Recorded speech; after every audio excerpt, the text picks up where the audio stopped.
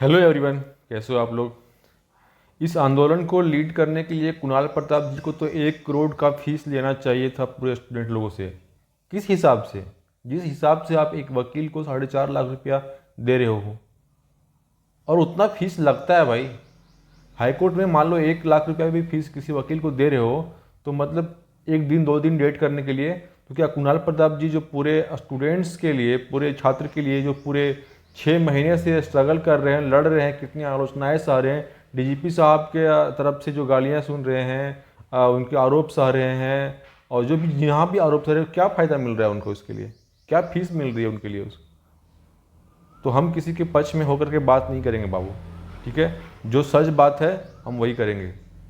पूरा हल्लहोर मचाए हुए है, एक न्यूज आ गया है 22 स्कोप का। उसमें बस इतना एक लाइन जो है वो, हालांकि मामले की जांच के बाद ही पूरा मामला सब सामने आएगा, एक लाइन छूट गया है।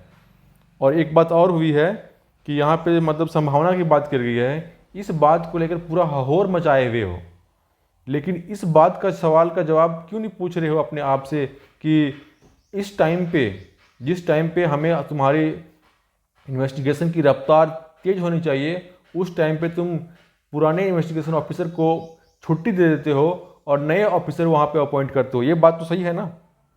ये बात जो न्यूज में दिया गया है कि पूर्व जांच अधिकारी डीएसपी रविंद्र सिंह लंबे अवकाश पर चले गए हैं, इस बात को मानते हो ना? इस बात को तो मानते हो, जिसके बाद जांच की कमान नए अधिकारी को दी गई है। ये बात तो मानते हो ना? आखिर की ऐसे टाइम पे, जिस टाइम पे सरकार की तरफ से, राज्यपाल की तरफ से ये प्रेशर होनी चाहिए, हाईकोर्ट की तरफ से प्रेशर होनी चाहिए कि आप जो है वो जांच को जल्द से जल्द करके फाइनल रिपोर्ट खत्म करें, तो उस टाइम पे आप ऑफिसर्स को छुट्टियां दे रहे हो, ऑफिसर छुट्टियां में जा रहे हैं और नए अधिकारी अपॉइंट हो रहे हैं। इसका क्या मतलब है? डीजीपी साहब का 60 साल पूरा हो गया, केंद्र सरकार की तरफ से नोटिस आ गया है, लेटर आ गया है कि हमने आपको रिटायरमेंट दे रहे हैं, अब आप पेंशन के लिए तैयार हो जाइए।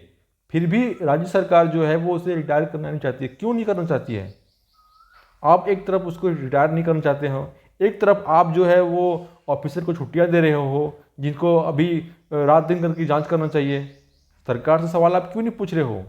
एक क्या संभावना का एक लाइन गायब हो गया, आप किसी पे आरोप क्यों लगा रहे हो? सकता है कि न्यूज चैनल वाले ने से मिस्टेक हुआ होगा, या फिर उसने खबर छापने के बाद उसको डर लगा होगा, अपने अपने जो न्यूज का सोर्स होगा वहां से कुछ शक हुआ होगा, तो उसने अपने क्लियरेंस को कम कर दिया। इस बात को इतना हहोर मचाने की क्या जरूरत है? इस बात को लेकर के हहोर मचाने की इतना क्या जरूरत है भाई?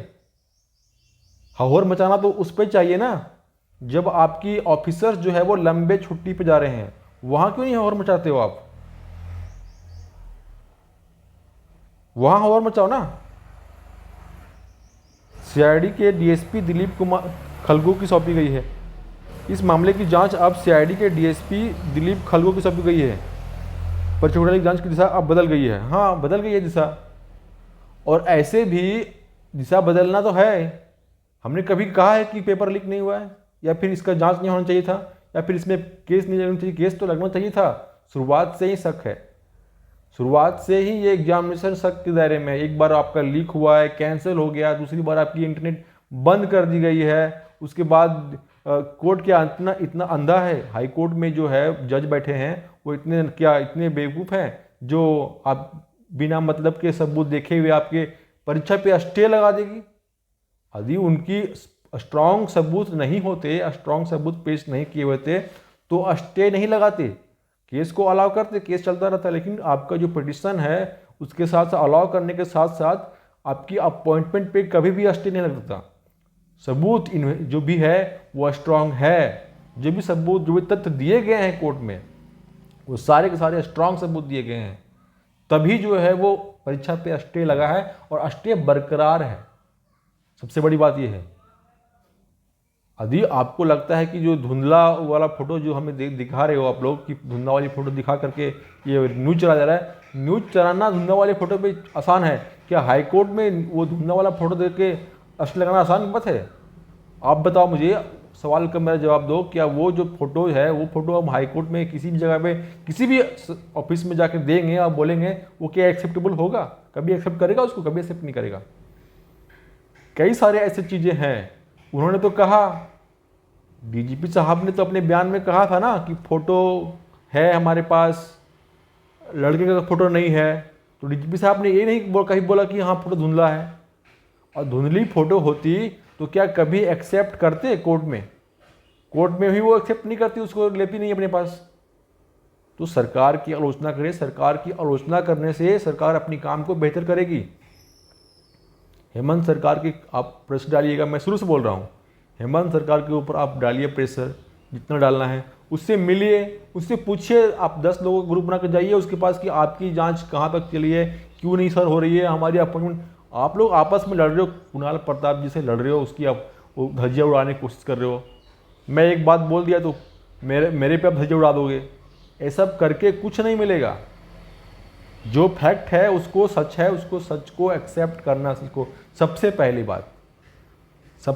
बात सच को एक्सेप्ट करना सीखो, उसके बाद ही कुछ आगे कर पाओगे। ये सच बात है ना कि डीएसपी साहब की छुट्टी पे गए हैं, क्यों? यदि उनकी बोलोगे नहीं कोई इमरजेंसी होगी, कोई अर्जेंट होगी, तो अर्जेंट छुट्टी 1-2 दिन की होती है। ट्रांसफ़र का दूसरा ही नाम है लंबे अवकाश। जब खुद को भी बचाना हो और सामने वालों को भी बचाना हो, तभी आप फिल्मों में देखोगे ऐसा कि लंबी छुट्टी दी जाती है। बोलता है ठीक है, आप ये काम मेरा नहीं करोगे तो आप लंबी छुट्टी पे चले जाओ, नहीं तो मैं तुमको ट्रांसफ़र करा दूंगा। तो वो भी अपना बचाने के लिए, अपनी प्रतिष्ठा को बचाने के लिए, और ये भी अपना प्रतिष्ठा बनाने के लिए ऐसा करते हैं।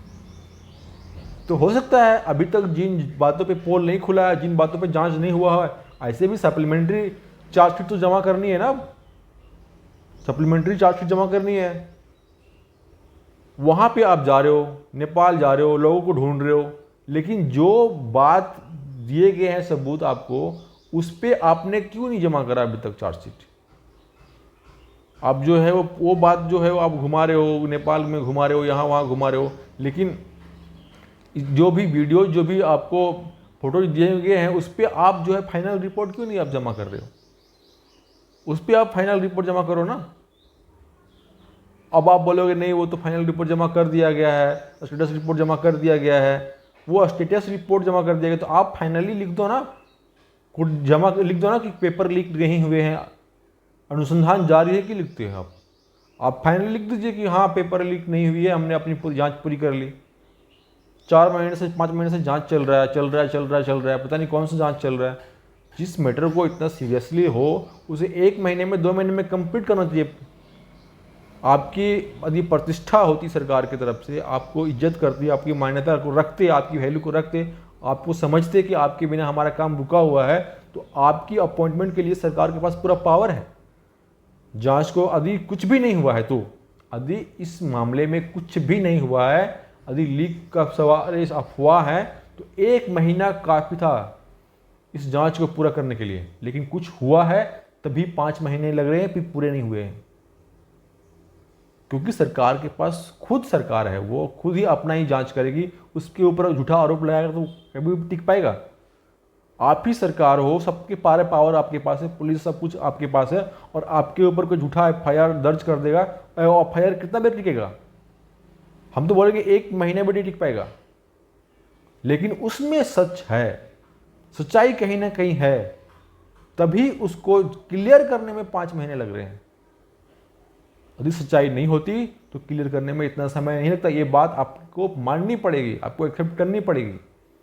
ये कहना हमें बोलते हैं कि आप वीडियो बनाने के लिए कि भाई आप वीडियो बनाइए ना कि अपॉइंटमेंट दो। अरे मैं कैसे बनाऊँ वीडियो? अपॉइंटमेंट दो। साफ मुझे दिख रही है कि यहाँ पे दाल में काला लग रहा है। हम थोड़ी ना जज हैं जो हम बोलेंगे कि अपॉइंटमेंट दे दो। जज साहब बताएंगे ना। जज साहब को आप रिपोर्ट जमा करिए जांच का फाइनल, वो बताएंगे। आप उसको रिपोर्ट नहीं जमा कर दो, हॉस्टल लगा रखेंगे। जब तक फाइनल रिपोर्ट नहीं जमा होती है तब तक आपके एग्जामिनेशन पे, आपके अपॉइंटमेंट पे स्टे बना रहेगा। ये बात आप लिख के रख लो। आपको जल्दी है, जल्दी करानी है तो आप सरकार पे प्रेशर बनाइए। सरकार पे देखो, JPSC का रिजल्ट कराने के लिए धरना दिए लोग, धरना दिए 10 दिन तक तो हो गया ना उसका काम। सरकार नहीं आई, राज्यपाल के पास गए लोग, राज्यपाल से बात किया, राज्यपाल फ़ोन किए, उन्होंने कहा ना कि 10 दिनों के अंदर हम रिजल्ट दे रहे हैं। आप करिए वो काम। आपकी बात मुख्यमंत्री साहब सुनेंगे नहीं, आपकी ही बात मुख्यमंत्री साहब सुनेंगे नहीं, उनके पास तो बहुमत है, कौन क्या बिगाड़ सकता है। जाइए राज्यपाल के साहब के पास 10 लोगों का ग्रुप बना करके पूछिए उनसे कि सर क्या हो रहा है, क्यों नहीं हो रही हमारी जांच प्रक्रिया, प्लीज़ हमारी जांच प्रक्रिया को तेजी करवाइए। नहीं, ये तो आप करोगे नहीं, सिर्फ जो है वो मुँह छुपा के बैठे रहोगे और गालियाँ देते रहोगे दूसरे को। तो ये सब करने से नहीं चलेगा, ठीक है। जो सच बात है उसको एक्सेप्ट करना पड़ेगा।